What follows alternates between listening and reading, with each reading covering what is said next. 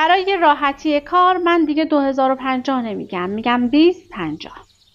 سال 2050 کمتر از 4 دهه دیگر جهان چگونه خواهد بود؟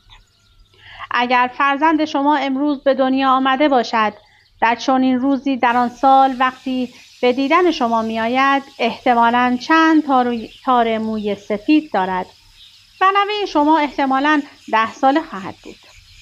پس زمانی چندان طولانی نخواهد بود، اما در آن زمان نوه 10 ساله شما در چه شرایطی زندگی می کند؟ آیا در آن زمان مانند فیلم‌های هالیوودی ربات‌ها برنامه‌ریز و مجری زندگی نوه شما خواهند بود؟ با استفاده از مهندسی ژنتیک چندین کپی از نوه شما تهیه شده است. یک جنگ جهانی اتمی خانمان برانداز بیش از نیمی از جهان را غیر قابل